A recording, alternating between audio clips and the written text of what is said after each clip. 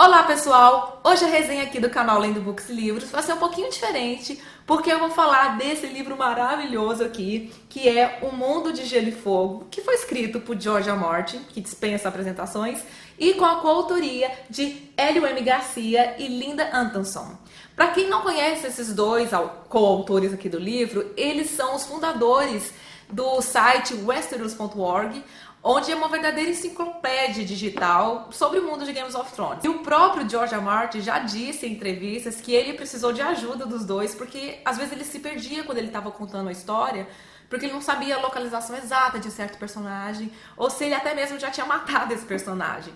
E, gente, é muita gente, sabe? É muita gente pra ele lembrar, e ele gosta muito de colocar riquezas de detalhes, ele gosta de falar bastante, né, dos personagens, então realmente deve ser muito difícil fazer tudo sozinho. E esse livro aqui, ele não é diferente, gente. Aqui tem muito detalhe, tem muita história, então por isso que eu disse que minha resenha vai ser um pouco diferente, porque eu vou fazer uma resenha muito superficial, eu não vou aprofundar no livro. Eu vou só falar os pontos, assim, mais interessantes do livro mesmo. O livro, ele é narrado pelo mestre Yandel, que está na cidadela de Vila Velha. E é como se nós estivéssemos lendo um livro que ele está escrevendo sobre a história do mundo deles, né? Ele conta muito sobre Westeros, mas ele também fala sobre Essos, sobre as Ilhas de Verão e também sobre um continente que não é muito bem explorado, que é o Sotoros. Outra parte interessante, que é para dar mais credibilidade porque ele está pesquisando, ele coloca notas de pesquisas de outros mestres, né? Ele, tipo, se ele está falando sobre parte da Dança dos Dragões, por exemplo, ele sempre coloca o que já foi escrito em outros livros ali. Ele põe uma nota sobre o ponto de vista desse outro pesquisador, para deixar a história muito mais convincente. Então, tinha horas que eu me pegava assim, gente, isso aqui parece muito livro de história, isso aqui parece muito real. Além de tudo, esse livro é maravilhoso, gente. Olha só. Não, é até difícil segurar ele, porque ele é muito grandão e pesado. Mas ele é todo cheio de figura, ele é cheio de foto, ele é cheio de mapa. Eu não tô conseguindo nem abrir ele, peraí. Olha, ele é cheio de figuras, assim, que faz a gente ter uma noção do que foi, sabe, as coisas, né?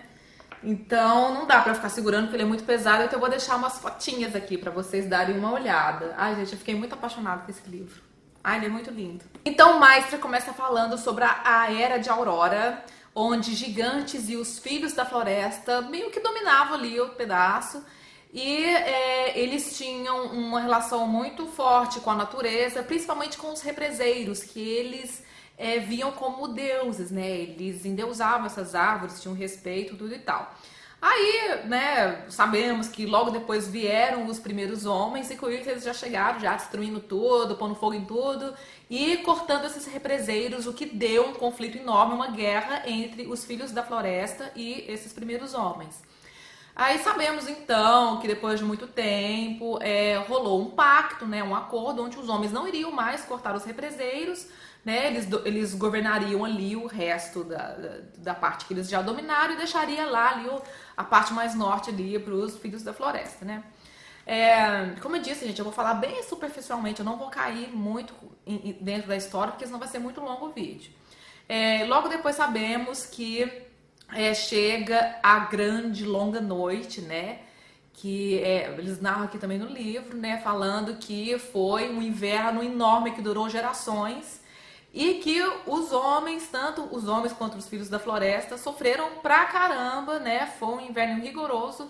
E aqui o Maestre, ele fala como se fosse lenda sobre os caminhantes brancos, né? Sobre os outros. Nós sabemos que não é bem lenda, né? Sabemos que eles existiram. Então ele conta, né, que pelas lendas diziam que os caminhantes brancos montavam, né, aranhas gigantes de gelo. Olha que massa! E que eles tacaram o terror ali. Então, depois dessa longa noite que durou, né, bastante tempo, Bran Stark, ele construiu, né, o construtor, ele construiu lá a muralha para poder defender ali, né, para eles não conseguirem passar pro território deles ali. E enquanto eles estavam se recuperando, enquanto Westeros estava super ferrada aí, Essos estava lá, não estava passando por esse perrengue todo, né, que o Westeros estava passando.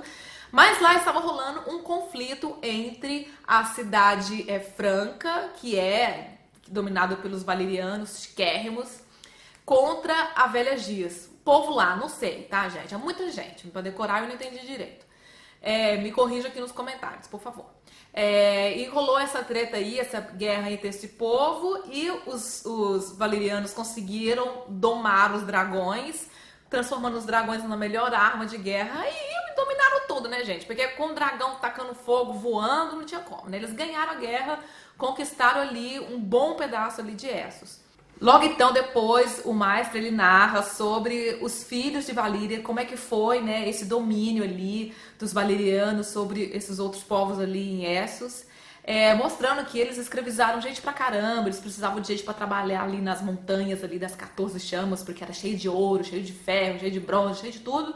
Então eles precisavam de gente ali pra trabalhar. Imagina, todo mundo tinha um cagaço deles, porque eles tinham dragões, e muitos dragões, o povo, até a aparência deles, o pessoal já dava um certo respeito, né, porque eles tinham aqueles cabelos longos, pratas, né, com aqueles olhos ali, né, cor púrpura, né, então era um povo que eles até meio que viam como deuses, assim, não bem como deuses, mas eles tinham um pouco ali de receio de mexer com aquele povo, né.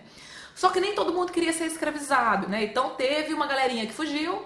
Um deles foi uns escravos que fundaram a cidade de Bravos, né? Que era a cidade de escravos livres, onde era proibido praticar escravidão. E teve também outros povos que foram, né, para Westeros. E esse povo era os Ândalos. E aqui no livro ele fala, né, da chegada dos Ândalos a Westeros e que eles botaram para quebrar mesmo, porque eles já tinham domínio com o ferro. E os primeiros homens que estavam lá, eles ainda tinham domínio só com o bronze. Então, quando eles se enfrentavam, né, em guerra, eles perdiam feio, né, para os Ândalos, né? Os Ândalos eram uns caras que sabiam guerrear, além de eles saberem lutar perfeitamente, eles tinham um domínio muito bom pelo mar, né? Eles sabiam velejar, eles sabiam navegar, coisas que os primeiros homens não dominavam tanto. Só que eles não conseguiram dominar toda Westeros. Ficou um pedacinho, né, um lugar lá onde eles não conseguiram entrar, que foi ali o norte, né, a área ali dos Starks, né? Os Starks não tiveram influência dos Ândalos, né? Bem interessante isso. Por isso que eles carregam até hoje esses deuses antigos, né, que é do Represeiros, e não os deuses que vieram com os Ândalos, que são 7 deuses. E aqui mostra com bastante detalhes como é que foi essa conquista dos Ândalos, como é que eles fizeram para entrar nos territórios, como foram as batalhas. E também que selaram vários acordos, houve vários casamentos, né, entre as casas que já existiam com os Ândalos. Então é bem interessante essa parte aqui do livro.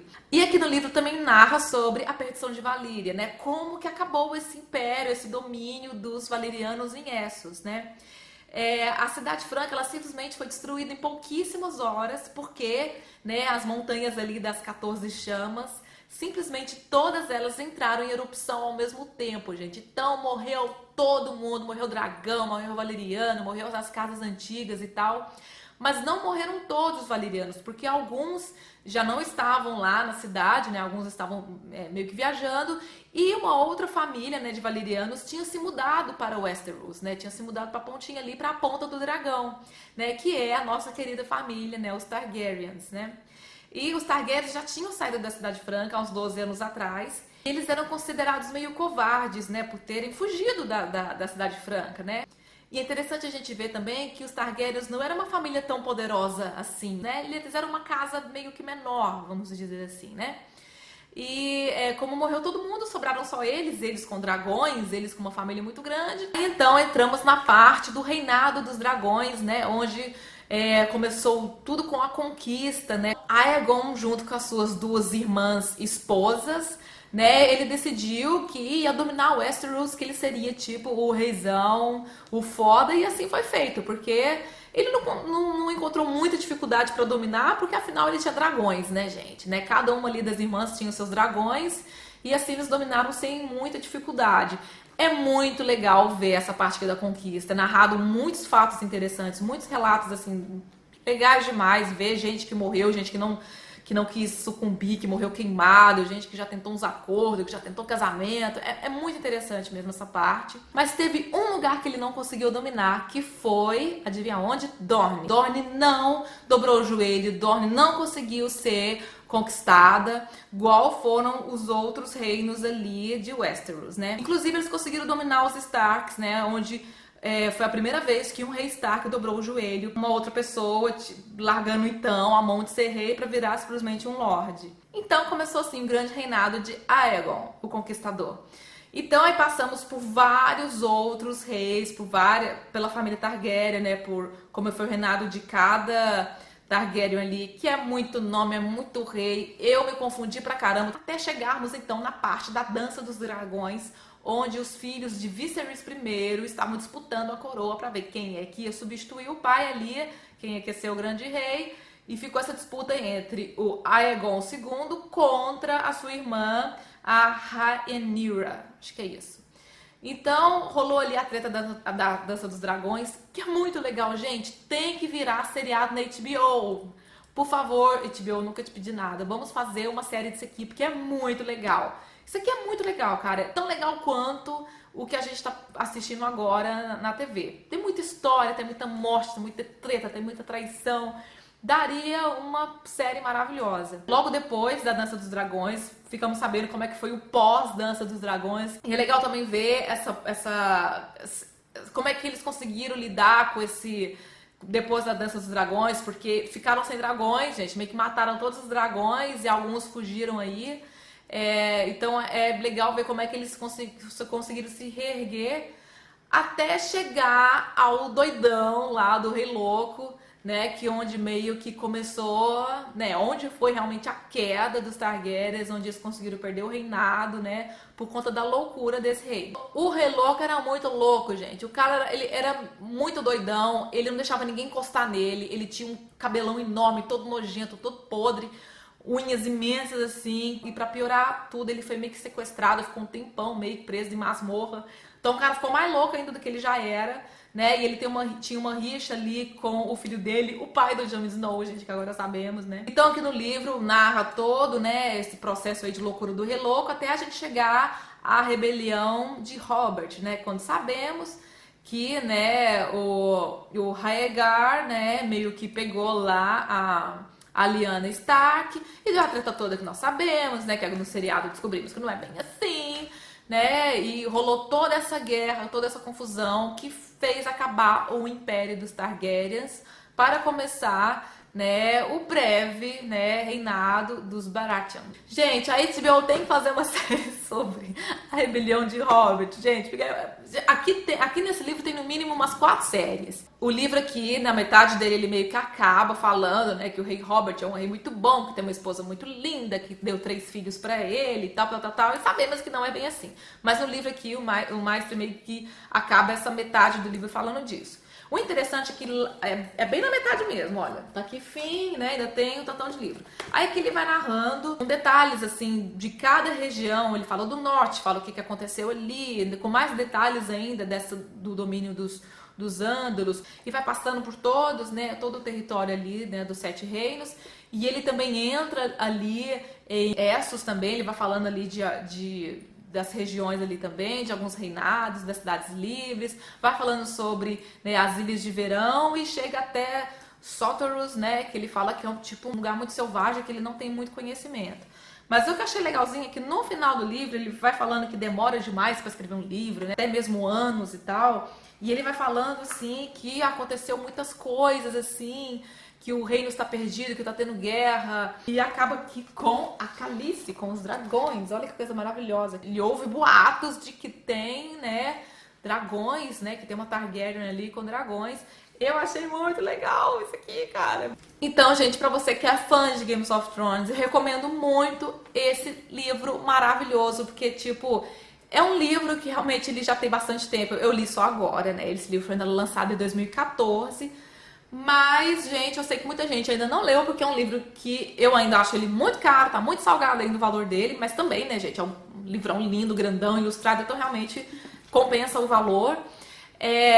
Mas se você nunca leu nenhum, né, livro do Game of Thrones, né, nenhum livro da saga, então, né, é bom você primeiro ler os outros pra partir pra esse aqui, porque senão você vai ficar um pouquinho perdido. Então é isso aí, gente. Eu espero que vocês tenham gostado da minha resenha, né, como eu disse, foi muito superficial, né? Eu não entrei em detalhes, eu só falei pontos que eu achei interessantes, só quis mostrar algumas figuras, mostrar pra vocês o tanto que isso aqui é legal. E não é uma leitura rápida, você demora pra ler, porque eu tô um tempão lendo esse livro. Então, se você é fã, eu acho que é indispensável ter esse livro aqui da série, tá bom?